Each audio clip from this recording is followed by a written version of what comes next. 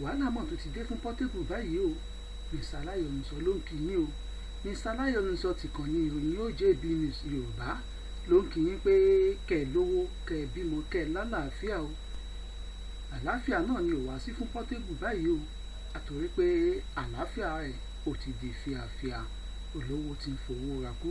Nínú fídíò Portable kan lórí Instagram rẹ̀ ní gbajúgbajà olórin takasúfè ilẹ̀ wa tẹnu kì í sìn lára ibi ta fọ́kẹ́ẹ̀mù Àbíbù Kìkíọlá Ọmọlálọmí tí gbogbo àwọn olólùfẹ́ mọ̀ sí Sàásùsẹ̀ ti kẹ́gbàjarè síta o pé olówó òun ti fowó ra kú báyìí o látàrí eyín àtọwọ́dá lè tó kó sẹ́nu nígbà tó sọ pé pẹ̀lú eyín yìí kò rọrùn fún mi láti kọrin.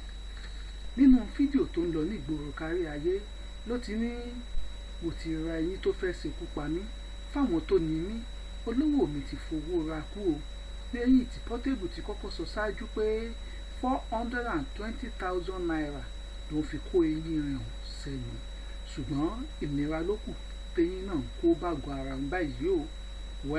Gbogbo ẹni tó bá rí Portable kò tètè sọ pé Mr. Alayonuso sọ fún pé bẹ́yìn irin bá ń kó wàhálà bàgọ́ ara rẹ̀ kó lọ sábàtíọ̀ kó lọ rí eyín màálù bóyá ìyẹn ajẹ́ ṣiṣẹ́ fún dáadáa.